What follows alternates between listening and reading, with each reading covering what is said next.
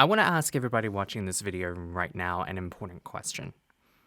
Do you remember your childhood? And I don't just mean, do you remember small bits of your childhood or the happy times of being a kid? I mean, do you remember what it felt like when you were a child? And do you remember the experiences from that time in a meaningful way? If you do, I have a follow-up question for you. Was it hard for you to remember certain bits of your childhood that weren't so great? Like a memory associated with someone who is no longer with us, or a memory associated with your family that hurts even now, or especially a memory that is associated with someone who hurt you and you no longer talk to. If you answered yes to any of those questions, then today's video is for you.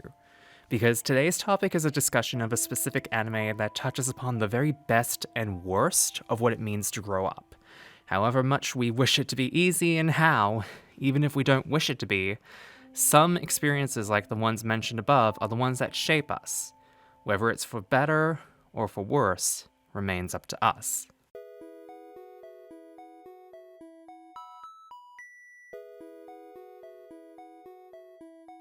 AnoHana, the flower we saw that day, aired in the spring core of 2011 for 11 episodes only on the Nominatia block. Famous for hosting such works as Nonome Cantabile, Eden of the East, and Wandering Sun before it, is an anime which focuses on 6 childhood friends who, after tragedy befalls one of the group, all end up drifting away from one another, with an event seemingly bringing them all back together, but not without unresolved issues.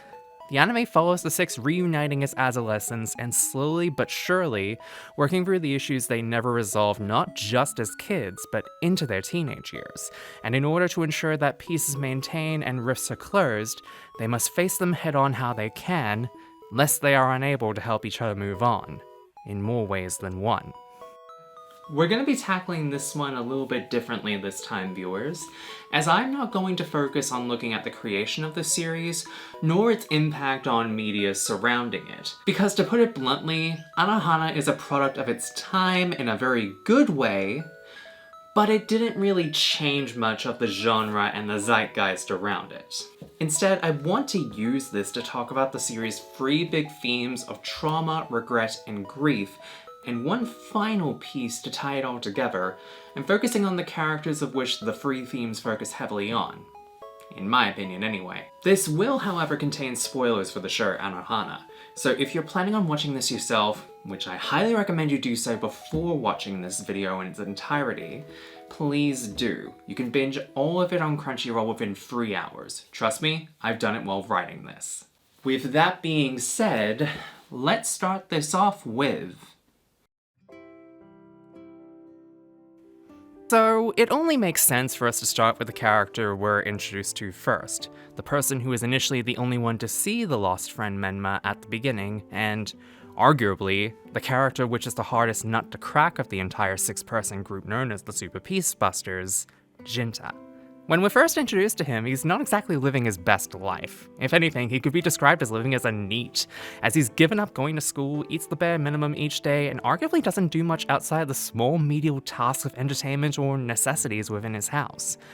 Contrast this to the flashes we see of him when younger, wherein he's the typical childish leader archetype of his group of friends, even coming up with a name for them all together being the Super Peace Busters in a very childish manner befitting him at that period of time. But the one thing that changes a lot of things, something of which is argued has either happened suddenly or has been there for quite some time, is the fact that Jinta is able to see the spirit of his long since deceased friend Menma, whom he once had a crush on, something of which he attempted to deny on the day of her unfortunate death, and is arguably the point where his life began to slowly spiral as a result. And while he at first believes Menma to be nothing more than what he called a summer beast, something of which he believed would simply pass because he wasn't in school anymore, it becomes clear he's probably been seeing her for quite some time, and while he may play it off as a delusion at first, it's clear that as time goes on, he realizes she's really there. And throughout the series, we see him begin to try and do anything to help her pass on, as he puts it. Going from trying to bring together the original six as a friend group again, as he believes what happened that split them up to be his fault, to going back to school to try and make Menma happy, to even working several jobs to the point of exhaustion to help try and save enough money to launch a rocket to try and help her move on, believing that her wish was a fireworks display. It's clear by the end of the series that Jinta is doing this to try and satiate a lingering trauma he's had for 5 years over causing the event that he believed caused the girl he loved to die. And by the end of it, while he won't publicly admit it, he doesn't wish for her to go simply because he can't stand to lose her again. Mirror that with Popo, the first member of the group that Jinta actively ends up talking to as he ends up meeting them during the first episode's events.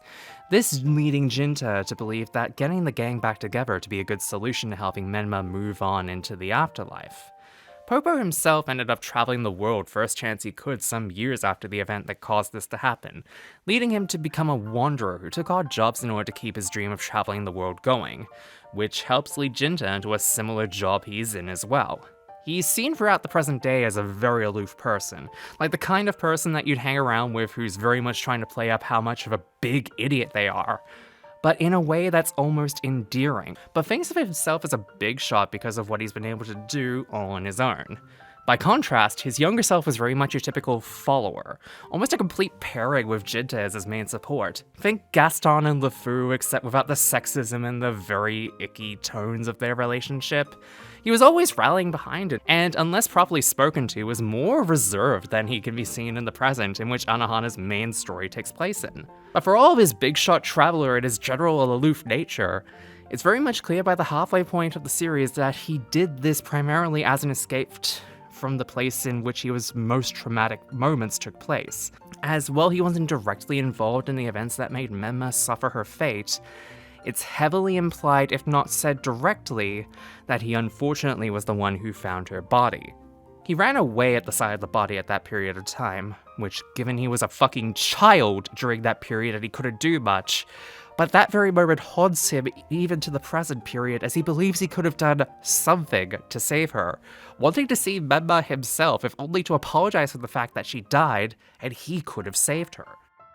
Jinta and Popo make a good duo to focus on not just in these early goings, but very much throughout the series in its entirety as a result, as their small lingering trauma over Menma's death haunt them both severely to this day. And it's a good comparison between them being a friend duo not just between the two time periods, but also through how they help each other work through the baggage together, no matter how hard it is to handle. By comparison with Jinta and Popo, you then have another pairing which works interestingly in the comparison between their respective roles and dynamics in both time frames with Anaru and Suriko. But whereas Jinta and Popo were very much almost joined at the hip both as kids and as teenagers, Anaru and Suriko barely interact much when younger and are absolutely frigid towards each other in present day. This is because of two different matters of regret tied to two different people in their lives, Jinta for Anaru and Yukiatsu for Suriko. And both of them come from the fact that the people that they have deeper feelings for seemingly care so much about Menma, to the point where they feel inferior to her and are unable to be cared for in the same way. This is tragically ironic in a sense for Anaru, as it was her asking if Jinta liked Menma as kids that was effectively the catalyst for the events of that day to unfold. So Anaru's regret is twicefold for Jinta in a sense that she not only feels like she cannot ever have her feelings known as a result of the events, but also because she was a part of the reason why Menma is dead to begin with. In my personal opinion, it makes their earlier interactions in present day on rewatches a bit harder to swallow, given the fact that with the context of Jinta more or less being hit harder by the events due to what we've already talked about with him, but you add Anaru potentially feigning coldness to Jinta and trying to mask her trauma behind playing up certain characteristics of popular girls, well, let's just say it makes more sense why she's so easy to reconnect with Jinta and Popo in present day, despite the circumstances. Because to Honoru, Jinta finally making an effort to come back to school, even get a job, isn't just a sign to her that he's beginning to overcome the trauma from the last 5 years, but it's also a chance for her in her own mind to effectively go after Jinta and act on her feelings for him. Even to the point where the facade she's put on begins to crumble when she's defended in public by Jinta over a misunderstanding regarding a love hotel incident an episode prior. But it all comes crashing down hard when he admits that what he's doing, and the main reason as to why he's slowly becoming less and less of a hermit, all stems from helping Menma. To the point where he admits that, despite her death and her being a ghost, he still has feelings for her. And it just crushes Honoru. She still supports Jinta even through everything that happens for good and for bad throughout the series to ensure Menma is able to move on through the afterlife. Because why wouldn't she? She's in love with him and always will be, to quote Diner. But knowing it's for someone that is dead and he cannot physically be in love with stings the entire time. Knowing even when Menma is dead, she is still second place in Jinta's heart. And then we come to Tsuruko. Fucking hell, Tsuruko, where do we even begin with you? What's worse than being second place to a girl who's been dead for 5 years and used to be one of your best friends as a kid? Being third place to both her and a girl that the person you're pining for is using as petty revenge rebound against the friend that was the leader of your group of friends that said dead girl was in love with. Yeah, Tsuruko's whole dilemma is arguably one of the worst situations of the entire series, if not the worst to sit through, as she's basically been pining after Yukiatsu, albeit more passive than Honoru for Jinta, to the point where she's practically going along with his, in her mind anyway, weird obsession with Menma to the point she's buying feminine clothing for him to wear. We'll get to this in a minute. But the unfortunate thing is, the series makes it clear from their body language to the framing of their scenes together, to even just small stuff like how they talk together, that while she may pine for him in a way, it's either not reciprocated or coldly indifferent to that information. And Yukiatsu instead initially falls into his obsession with Menma, and then later uses Honoru as a proxy relationship instead as payback to Jinta. And while Tsuruko can't simply put the blame on Menma, given she's dead and all, she can most certainly pin the blame on Honoru instead, given how oblivious she is to the entire situation, leading to not only growing resentment between the two, but also a pivotal moment where she essentially lashes out at Honoru near the end of the series given the events at hand. Tsuruko, in essence, not only has to play along with Yukiatsu's trauma manifesting in his selfishness against Jinta with Honoru, but also his lingering feelings from Menma that is fueling said selfishness, as well as his own actions to follow, leading her to effectively have to deal with her own issues on the back burner to try and save face. As selfish as that is to be. But speaking of Yukiatsu, so yeah, Yukiatsu is kind of a cunt in all honesty. While this series doesn't necessarily have an antagonist per se, this series does have two central characters whose grief surrounding the situation with Menma leads them to pursue actions which could be seen as a bit less on the paragon scale than others around them. For starters, Yukiatsu's actions as a child in their group basically were the catalyst mentioned before that caused the tragedy surrounding Menma to occur when he pushed Jinta to answer the question raised by Honoru. Not only that, but when Menma ran off after Jinta, he followed along after her, attempting to dissuade Menma from doing so with his own feelings for her. And it was this moment that basically was Yukiatsu's villain origin story in a way, because not only was his feelings rejected by this girl that he loved as a child, but said girl died not that long after her, and then as your friend group splits, you spend the next 5 years festering those feelings of the time within you. And as you become a teenager, you mask your own trauma by trying to essentially be a snobby, uptight, straight-A student and looking down on those around you in order to try and hide the fact that you blame yourself for said friend's death. One could argue that Yukiatsu in a way is a direct polar opposite to Jinta, sort of a yin and yang thing, with their lingering feelings of Menma from their youth coming back and manifesting in ways that could be seen as signs of trauma and grief, and how they both manage it as part of the journey of AnoHana. And then they show Yukiatsu dressed up as Menma, complete with a wig and all. Not that long after Jinta reveals that he's begun to see her, and Popo mentioning an episode prior about how he's seen Menma himself, complete with a breakdown by Yukiatsu the same episode upon being discovered.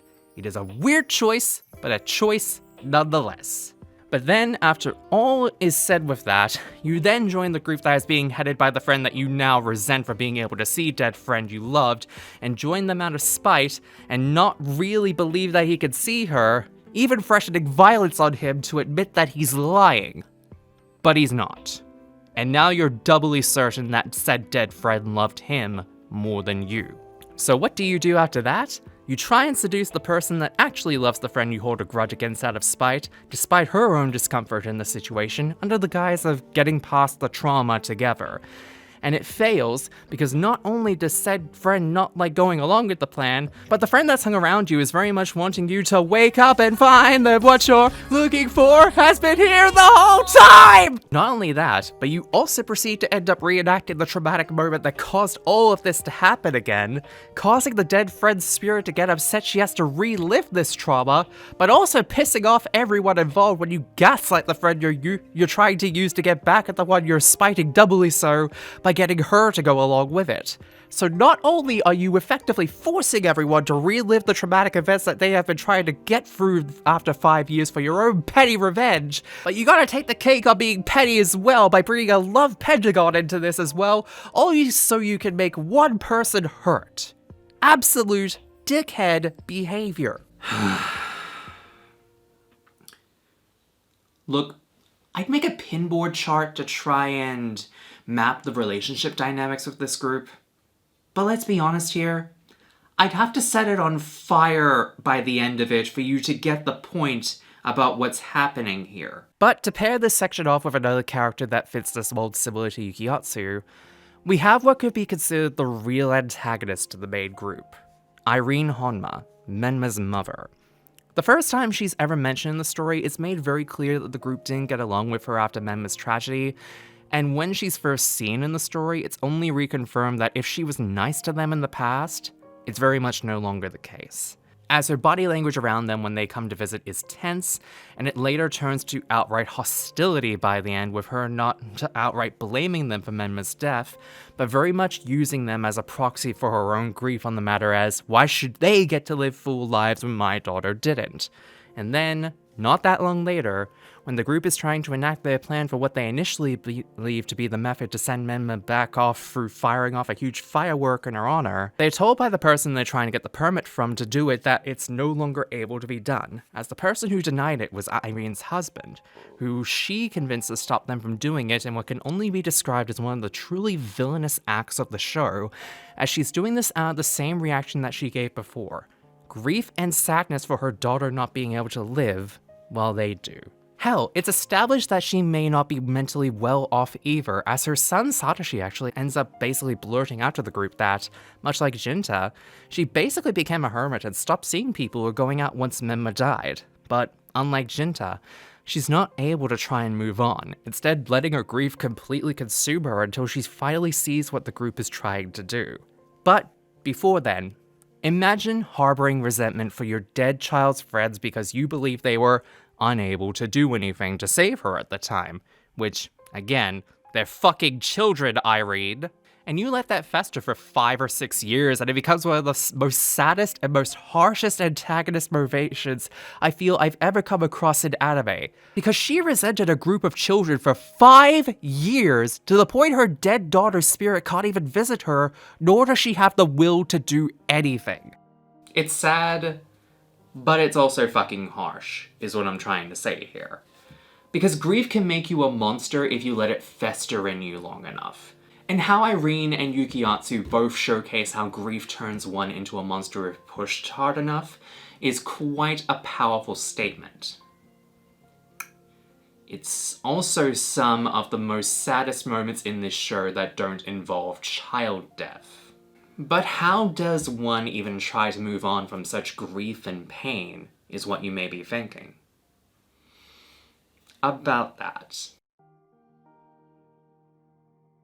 While Menma herself is the central point of focus surrounding the most painful part of the 6 characters we've spoken about up until this point's lives, it needs to be said that Menma herself is also very much a catalyst for these characters slowly but surely being able to move forward, not just as one singular person, but as a group as well. It's because of Menma's spirit manifesting in Jinta's life to begin with does he slowly begin to finally branch out and begin to reconnect with the people he considered the most important to him when he was younger, thus allowing Menma herself to begin to try and reconnect with them as well. However she can, anyway. I've mentioned Irene Honma already in this video and how her harsh reactions to the teenage living members of Menma's friend group essentially make her only option of blaming everyone falling on them. Which I will reiterate, they were children at the time, but her grieving over the situation has consequences twofold.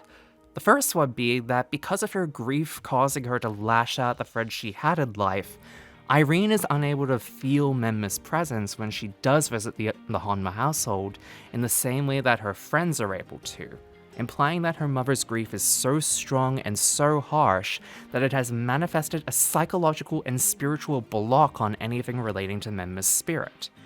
The second part of this, however, linked into the above, is that within Irene's grief on the matter that she is ignoring her living child as well, the younger brother to Menma, Satoshi Honma. Satoshi is introduced around about the time that Irene enters the plot and acts as kind of an opposite force to Irene when it comes to Menma. As while all Irene can think about is her dead daughter, she effectively is ignoring the living son that she has remaining, and has basically done so, knowingly or otherwise, for close to the 5 years that Menma has been passed away for. This comes to a head in the penultimate episode where Satoshi more or less states to Irene, "Tell me something. Do you have any idea how tall I am right now? I grew a bunch this year. Not that you noticed." which not only makes Irene realize how much she has neglected Satoshi during the most important years of his life, but also how she's let her obsession over Menma practically ruin not just her relationship with her family, but practically ruin the relationship she's had with other people, especially Menma's friends. And then comes the final episode of AnoHana, in which one of the most beautiful moments I've seen in practically any anime period happens. As leading up to this with the idea that Menma is about to fully disappear, even Jinta not being able to properly feel her anymore, Menma leaves her final letters to her friends and encourages them to find her in the letters left at their base one last time. And while the details over most of their letters aren't fully disclosed, you can assume by their reactions that what the contents imply is something that touches them to such a degree that it feels similar to an absolution for the grief, trauma, and regret in their lives that has haunted them for the entire series run, as well as the last 5 years prior, finally allowing Menma to move on into the afterlife. While the series itself leaves the aftermath of this moment ambiguous, albeit less so in the compilation movie, which shows some of the members of the cast beginning to move forward in several ways, Yukiatsu and Tsurako seem to become a couple, and Pobo is seemingly slowing down his travels and settling down in life, there's still some ambiguity about what will happen to the likes of Irene, Honoru, and even Jinta, given that the relationship between the latter two seems to be very contentious. Does, however, show the impact that Menma has had in her spirit coming back into their lives in similar ways that has allowed them to find ways to move forward in their lives and allow them to live much better lives as single people and as a group of friends again as well. And that to me is the most important thing with this, because yes, the relationships between the 6 living characters mentioned is important due to the fact that our main group of people that we follow, but Menma's role in helping them overcome their personal issues and traumas with one another is something tragic, but it's something beautiful at the end of it all. And at the end of it all, it's part and parcel of why I think that AnoHana isn't just one of the greatest animes to come out in the last 15 years, but it's deserving of being an all-timer in my books for its emotional impact, and then some. This video was made possible through supporter patrons like the ones you're seeing on screen right now. If you like videos like this one and others on this channel, please consider supporting them via the Patreon link and subscribing to the channel. Thank you for the time, and catch you later.